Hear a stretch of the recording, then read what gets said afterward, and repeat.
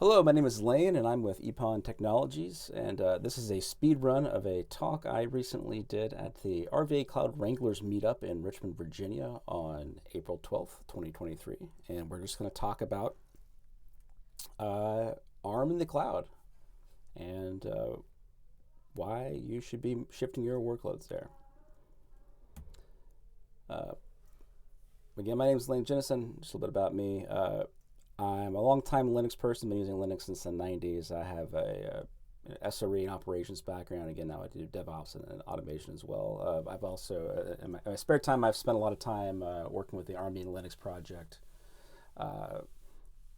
where there's been a big focus on getting ARM, Linux running on single-board computers, but ARM also runs on big computers, and so my passions align kind of closely here. But let's get to it. So we're going to try to kind of cover just like the landscape of server class ARM and the viability of taking your workloads there today, and some of the considerations. We're going to talk about some practical approaches to adopting this within your organization so that you can start taking advantage of some of these 30-40% savings that you're probably reading about. And we'll highlight some technical details. I'll go over a couple of snippets of some different configurations and pipelines, and just going to give you an idea of what some of these touch points look like as you start to adopt this within your team and your organization. So let's get to probably the biggest takeaway that I have, which is the hyperscalers want you to help them solve the real estate problem. And I can't emphasize that enough. Like, they want you to help them with the real estate problem. And they want you to do it by shifting your workloads to ARM, and they're going to pass the savings. And the math is really simple. Again, that's why I want to cover this high level. Again, you keep on reading that 30 and 40%. Like, well, how does that make sense? How can they do it? So, for the sake of considering all this, first of all, like, let's just approach this from the notion that there's at least performance parity between your commodity x86 offerings and your Graviton and your Ampere Ultra offerings out there at in the cloud. And then once you look at that, then it gets into these really simple concepts. Rack density. Any of these server class ARM processors allow the hyperscalers to get more compute cores on a single processor socket. And then that means there are more processor cores in a rack. That is win number one. Better density, more computing footprint per square foot. The next advantage on this front is that these processors consume less energy. So they have less density, and now they're drawing less power relative to the number of compute that you would have on a comparable x86 piece of equipment. And on top of that, because they're consuming less power, because they're more efficient, there's less waste heat. And because there's less waste heat, there's less cooling required. Cooling is one of the absolute biggest data center problems out there. Like, there's environmental problems or considerations with this now. Water consumption, we're reading about, I think, ChatGPT and just the amount of water it's consuming. And there's a lot of conversation around it. So these are the types of measures that the hyperscalers have to start to take a look at to deal with this. Is they have to have more efficient compute. And so with that, they save a lot of operating costs and a lot of resources. And then on top of that, just the actual per dollar cost, the price point of these chips is less than what's off the shelf from Intel and AMD. Graviton is the store brand at AWS. They make the chips. There's no margins to worry about. They make the chips and put them in their servers. It's as cheap as it can get. And Ampere, if you look at their offerings, That's probably like the most popular ARM server class chip currently, when a lot of the other providers that aren't rolling their own silicon, and they're extremely price competitive. You can get a lot more performance per dollar with their offerings as well. So it's pretty straightforward. Again, I don't want to go too deep into specific numbers because there's going to be there's a lot to test and measure there. But this table really kind of gives you the simple gist of it. The core count of an x80, the cost of an x86 X large versus an ARM powered X large, what's that, 4 CPUs, I believe, is just less. Again, you assume performance parity. We'll touch on a couple of details where you'll actually see that most likely you're getting better performance on an ARM CPU core versus a vCPU coming from an x86 offering because of some of these really interesting challenges that the hyperscalers have with multi-tenancy. But here is a slide for you with numbers. Again, let's drive home just real quick that this isn't an emerging technology. There has been forms of data center class ARM processors for 10 years. They started, originally the focus was started around the high performance computing environment. So that's your supercomputers in academia and all these big labs where massively parallel is more important than per thread performance. So you can, and then with that is parallel performance paired with energy consumption. That's kind of like where a lot of this originated, and we had a couple of shifts on the way there. The introduction of the ARM Neoverse core was really that green light that we've gone from HPC, but now we're cloud native as far as the focal point of what these chip designs look like. And that's when we had the Graviton 2 and the Ampere Ultra come out, and these are already serving a lot of workloads out there, and these are the chips that you should be targeting as well in your organization today. There's no reason to wait. It's a fully baked technology. It's very mature. You'll see here in 2017, Red Hat released Red Hat Enterprise Linux 7.4 for ARM64. That was a big milestone for Red Hat because John Masters and his whole team there spent about 10 years internally focusing on making sure that all the optimizations were in place in the Linux kernel, that the tooling was there in user space for Linux. They even worked with the OpenJDK team to assure that the ARM64 port of the JDK and JRE were ready for prime time on 64-bit ARM. So a lot of work went into this,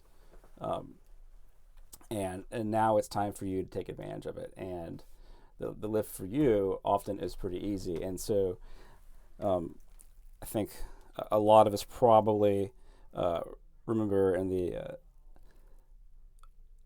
late 2000s, early 2010s, SSDs came out, and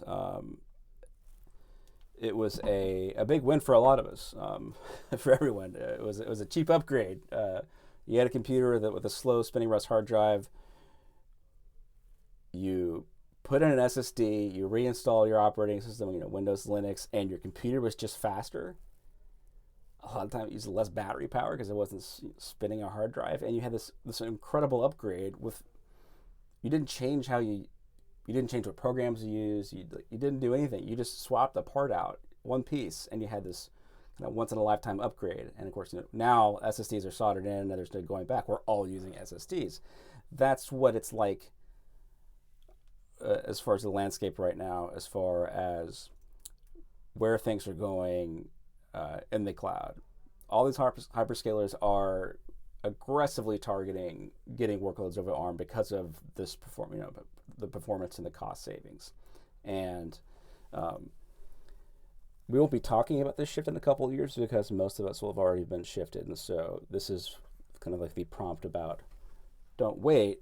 This is that 1 in 10 year like seismic shift where there's like a low lift, high reward thing. And this is the tuning to do. This is real cost optimization. This isn't a conversation about reserved instances. This is about getting much more performance for your dollar, much more value per your dollar, and not just a percent here and a percent there. Like these results are significant. Enough about the chips. Let's kind of get a little closer into the some of the implications about changing architectures and a little bit about the landscape like today. So, of course, the big question is ARM faster or slower? Well, yes, it depends. They are different chips, and there are different generations of them, just like there have been different types and chips of Intel. Like there's a big difference between a Xeon and a Celeron and an Atom, and you have to be aware of that. There's different core designs that have progressed over time. There's ninth gen i9 versus second gen i9. Like they're just different, and so and ARM is no different. And so I really like to focus on the Neoverse cores as being where you target like your production workloads. That's your new default, and so that's your Graviton 2 instances, your Ampere Ultras. There's the pre-Neoverse era chips, which aren't as performant, but again, this is when you don't need performance. This is when you just need value, and so those are your Graviton 1 instances. So that's a great opportunity to just like move your bastions, your jump boxes, your utility services, and your pilot instances over to those A1 mediums that are out there that are pennies on the dollar and don't have some of the weird burst constraints like you have like on a T3 medium out there. And like I said, it does depend, right? So if you have a workload where you do really focus on optimization, maybe it's extreme single thread performance. That may be where you need to stay in x86, where like Amazon has these custom platinum Xeons that are like almost like 5 gigahertz for just brute force computation. For some of your workloads, especially if you're passionate about the performance, like you're gonna have to test and learn. But a lot of these are absolutely gonna run better. And for your commodity workloads, for all your Java microservices, for your Rails apps, for your Node.js, for all these services that like you're already deploying, just through these modern like cloud era patterns using pipelines and testing and containers. Like these commodity workloads need to be on Graviton 2 now. Like just start targeting them. So that's just kind of a high level guide there. Let's get into kind of the most interesting thing that really plagues the landscape with the hyperscalers, and this is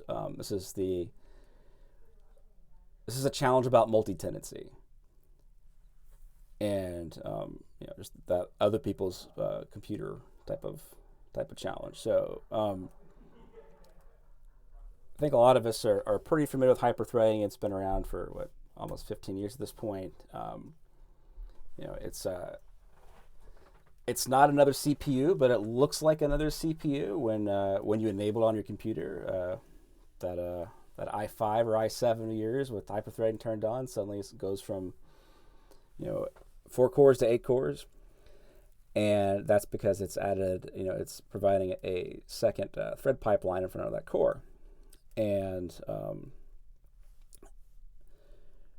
what that translates to is whenever you're asking for a compute instance in the cloud, and you ask for 4 vCPUs, those 4 virtual CPUs are not pointing to a CPU core. They're pointing to a thread.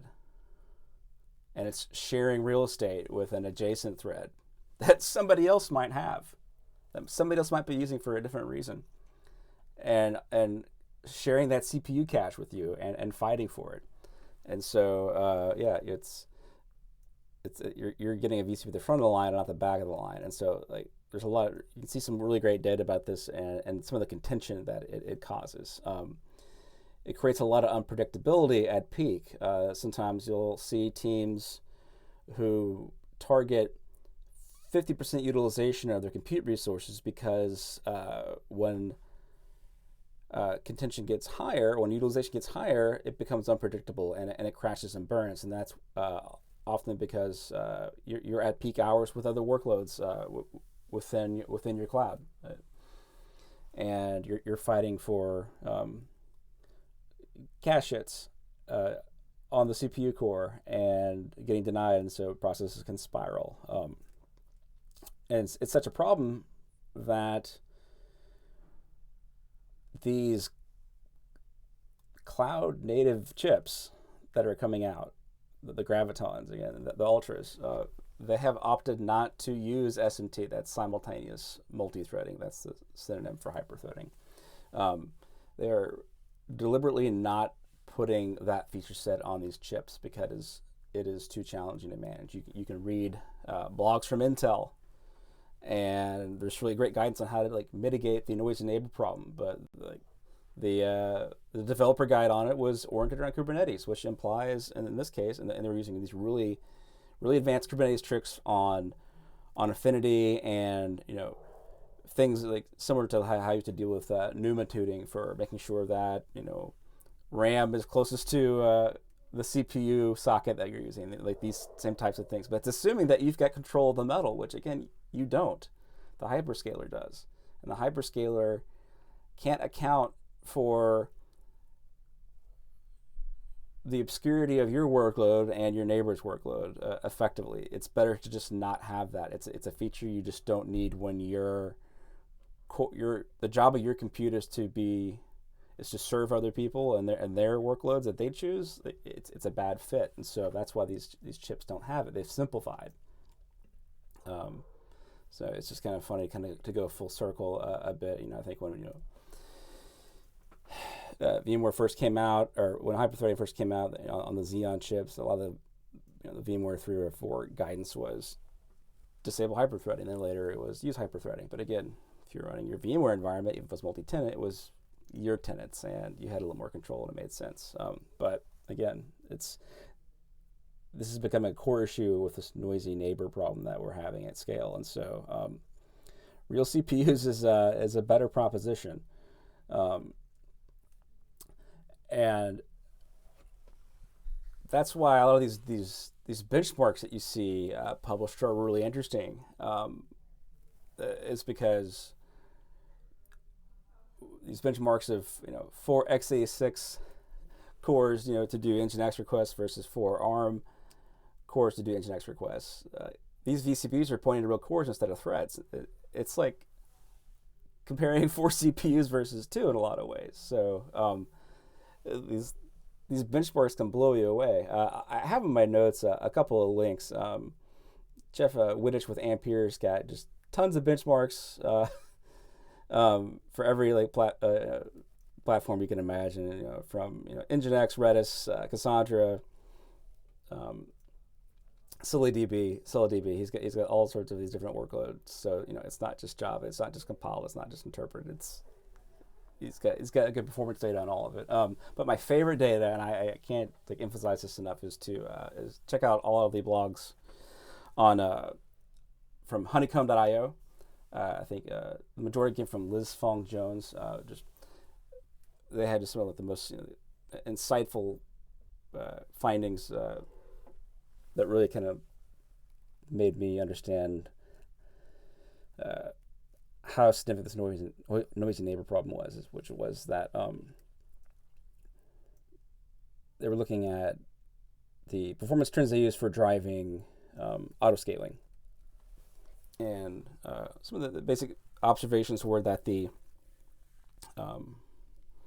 sawtooth for the x86 instances for auto-scaling, like that pressure, that contention was much more erratic. And so these workloads are having to scale up and down, up and down, up and down, just as this pressure would occur. And even when I think they were using some of the earlier Graviton instances, which per thread weren't as fast. The Graviton ones weren't. The Graviton 2s are great, by the way, but the scaling was much more predictable. Like they didn't have to scale as much. Like the systems just served the workload and had superior latency because again, there's no like secret contention between threads in front of a CPU core. So it was just really, really insightful. So again, like check out all the research that folks at honeycomb.io have done. So now that we've kind of like talked about the landscape and some of these implications and just the high level whys of why ARM has a reputation for being performant in the cloud and why it's cheaper, like let's get into some just basic considerations about how to adopt ARM and start, bring your organization into this. Like how do you start, right? It's the most important thing to start is you have to kick the tires somewhere, right? And the thing about shifting your workloads to ARM is that a lot of times it's simple. We had some internal team members just worked on updating our pipelines to produce multi-architecture artifacts, and it was almost boring because there were no takeaways. But as you have more complex pipelines and complex builds and complex dependencies, that's where the edge cases start to show up. But there's a lot of easy wins out there, and the best place to start is to look at your existing inventory of automation. I really like to, before you even get to containers, like what VMs do you have that you have, like crisp Ansible rules for doing those configurations? If it's just installing an OS native package and then doing configuration again, Nginx or Postgres or a MySQL type of configuration, usually just deploying an ARM instance, go deploy a Graviton instance and point your Ansible playbook at it and to a Debian build or a Rail build, and it's just going to work, and you're done. And you can really start to kick the tires with that and start doing some benchmarks that way. The next path is to kind of get into simpler containers. Kick the tires with ECS Fargate. That's by far the easiest way to test out a ARM container in AWS.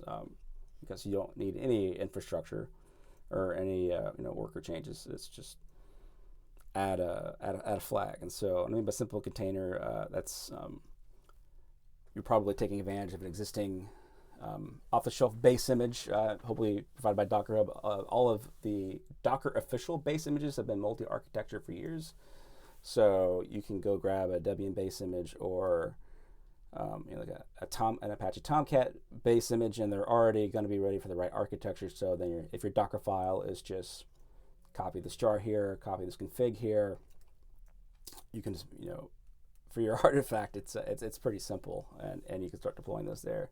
Once you kind of get those past those basic steps, like the core focus of your lift is going to be about 70 or 80% focus around your build pipelines. This is all about better automation and more intelligent automation, slightly more aware automation around building and composing your application artifacts and their corresponding containers and those deployments. Which is great because that means your feature teams can keep on coding. Like you don't have to bother them for the most part. It's just tune the pipelines, tune their Docker files, get things more composable. Naturally, you need to introduce some infrastructure to this. But that's the bulk of the work. And as you get through some reference implementations on showing how to iterate on making multi-architecture resources, you can start to embed that into the DNA. I've got an example later where like I did a diff on a pipeline that we retrofitted to make sure that we could do multi-architecture builds and deployments. This is Java app, built the image, deployed to Kubernetes. It was the diff was 20 lines, and so as you start to get this into your DNA, update your boilerplate so that you're starting by defaulting to building multi-architecture artifacts. So even if your teams, or maybe if your infrastructure isn't even ready to deploy to ARM, the artifacts are already there so that when the day comes when you have added a new worker pool that's ARM64, you can flip the switch and just take advantage of it, and everybody already has the tooling. This is a classic case of a stitch in time saves nine. Like do your tests up front, add your logging code up front, like make sure your pipelines are supporting multi-architecture artifact builds and deployments up front, and you will benefit from a long time. Just like get that into your DNA.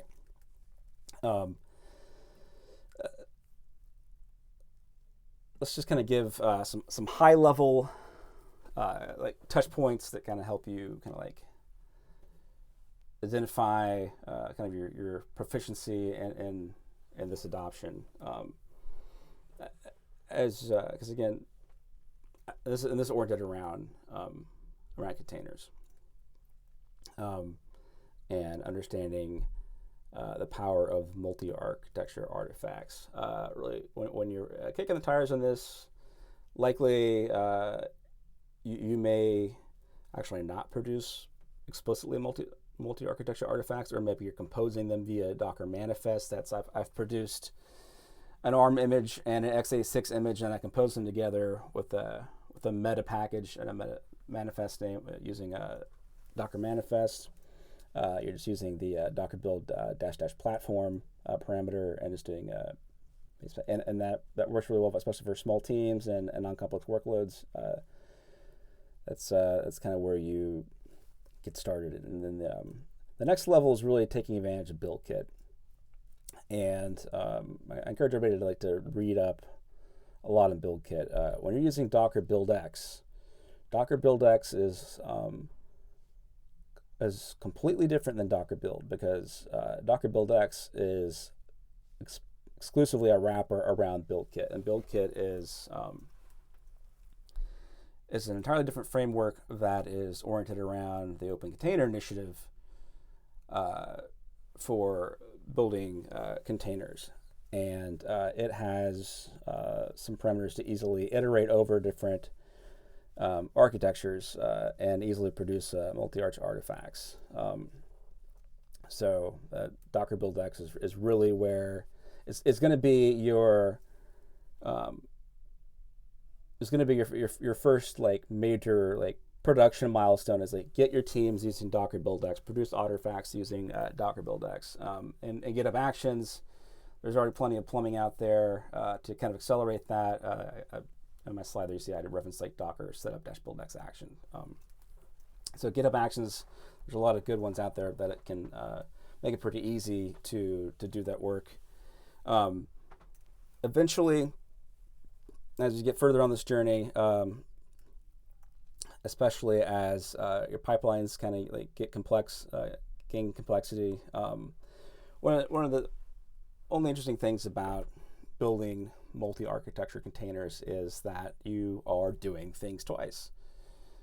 And by default, when you're using Docker BuildX and platform, it's actually often your runner is probably your CI runner is probably still an x86 instance, which means when it's doing ARM, it's actually behind the scenes using QEMU to emulate ARM architecture and then running that in an emulated environment. And so when x86 is emulating ARM and then doing a complex compilation, that can be pretty slow.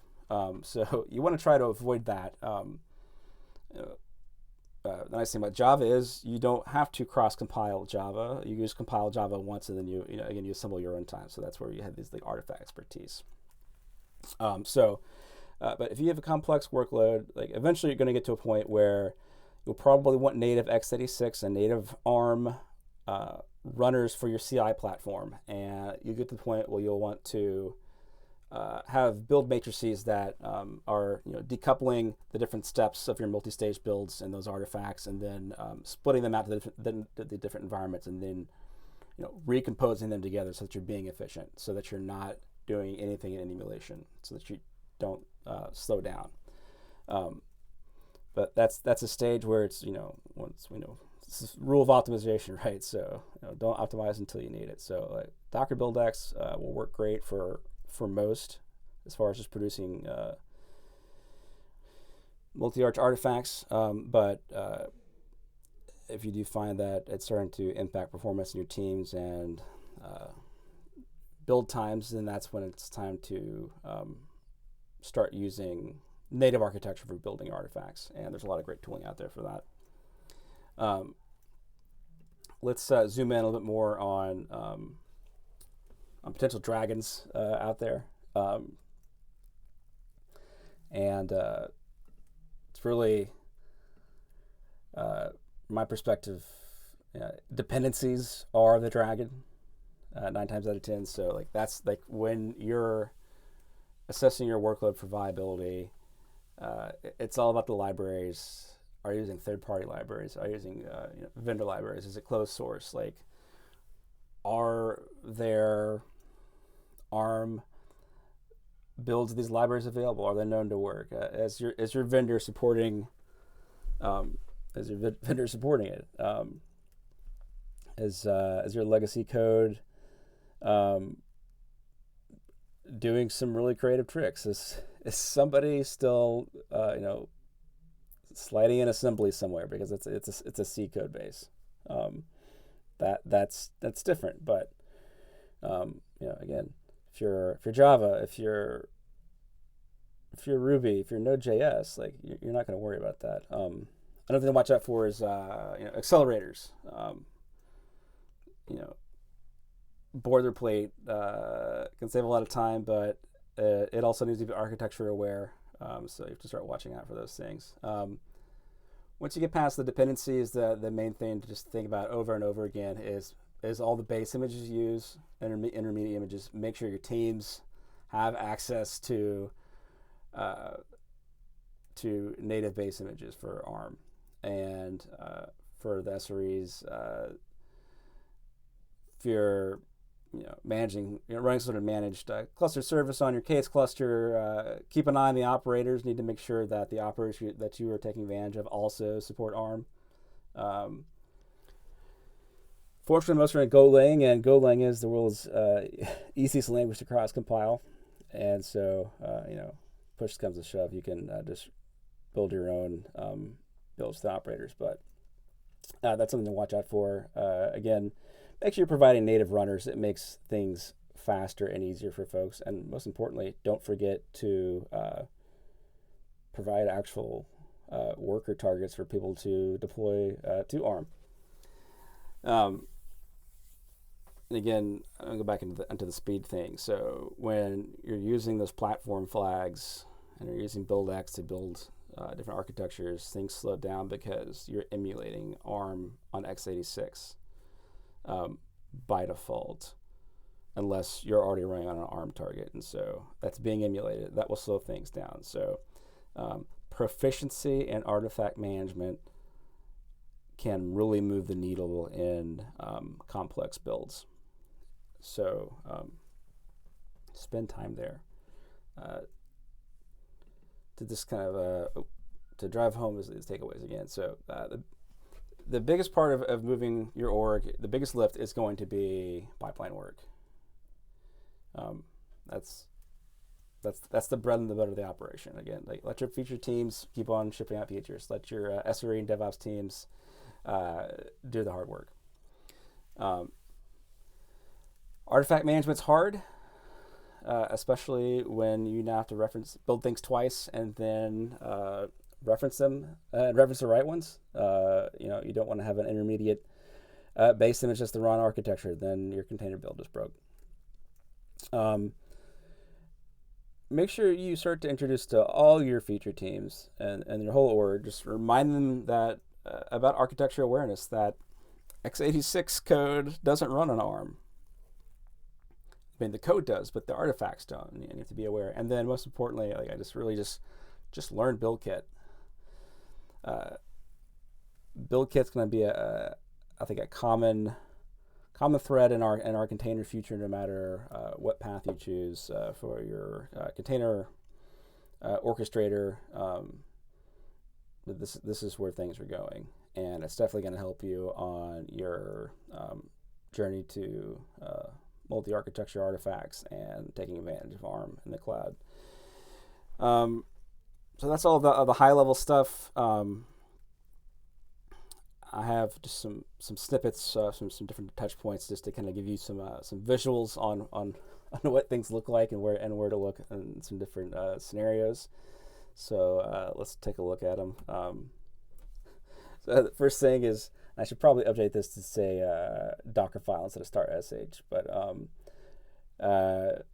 the first dragon is to look for just references to AMD 64, and you need to turn those into a variable. So a lot of times I'll see Docker files or simple pipelines where they're pulling a dependency from usually a GitHub release of something else, and there's usually some sort of copy of application dash tag dash AMD64.tar.gz and that. So you have to abstract that, and it's not hard. There's plenty of local environment variables in your CI framework to identify the architecture. There's plenty of tooling in your container orchestrator to identify architecture. There's plenty of environment variables and Ansible to do it. So start looking for those hard-coded references. Just like you don't hard-code IPs, just like you don't hard-code names and passwords, don't hard-code architectures. So, what's your first win? That's an easy one. Redeploy RDS with an ARM instance. Just enjoy the savings. Again, like if you're deploying any new RDS instance today, or even OpenSearch, unless you have a compelling, absolutely utterly compelling reason not to, you should be deploying with Graviton. There is no reason to wait. Be proven wrong in this case. Don't spend time proving yourself right. Another great way to kick the tires again, ECS Fargate. If you're using the new UI, make sure you've updated your your client to use the new UI. But right from ClickOps, you can start deploying containers to ARM. And it's a one parameter change on your ECS task definition to take advantage of ARM as well. So absolutely super easy place to start to explore that. Here's another just kind of example. I've been doing multi-arch deployments for about 6 years. I've been using HashiCorp Nomad, and sometimes for the longest time, I would sometimes wait for artifacts to be native. Sometimes they wouldn't be. I got to the point where I just started to love deploying anything Golang, because Golang is the absolute easiest thing to cross compile. And so I got to the point where I made some jobs for any simple service that I wanted to deploy to just go ahead and just check out and iterate and compile all these artifacts 3 times and put them into a bucket, and then I just use these to deploy. And so you just see here, this again, it's pretty simple. I got a for loop. I just name the architecture, and then I build it and deploy it. Another example on the Nomad front, again, you can see this is Fabio, the ZeroConf load balancer takes advantage of console. In this case, I actually just run it as a jailed executable, and I just pull down a published artifact, and I'm just taking advantage of Nomad's built-in variable for architecture. You see there, attr.cpu.arch. And so when Fabio deploys, like, I don't know what it's going to run on. I don't care if it's on x86 or ARM64 or even 32-bit ARM in my case. It just deploys wherever it's available because my jobs just pull down the right artifact. And you can see there's not that much to touch there. So let's get to something a little more elaborate. One other awareness one, actually. So this is the diff from a PR that I sent to an Ansible role that was actually for installing HashiCorp Nomad, and it was to add support for ARM. Again, I'm taking advantage of Ansible facts for the Ansible architecture variable, and I just had to, in this case, make a lookup map. Here's some trivia for you. 64-bit ARM as a architecture name was originally called AARch64, and depending on what tooling, what platform you're using, sometimes you'll see that reference instead of ARM64. Now, Apple references everything as ARM64. Golang does, but some other platforms don't. And so when Ansible and its Python backend is like pulling out a CPU architecture, it's like looking at the actual CPU, and it's AARch64. And so in this case, I made a little lookup tables to translate that binary. But again, you can see pretty low lift. Just use the variable for architecture. This is kind of an interesting visual here because this is an animated GIF of a Delta, but this is a GitLab CI pipeline of an internal project we did where we made a Java Spring app, and we produced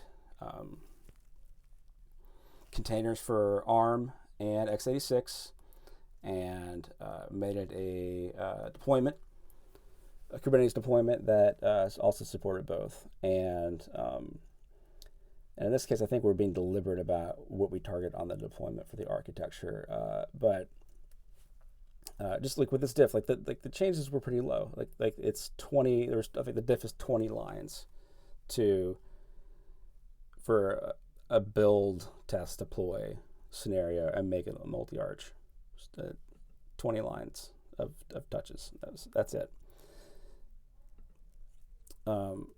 Here's another example. This is from one of my friends from R&B, and Ricardo. He's got a minimalist open search container build, and this is from his GitHub actions for it. And I just want you to see how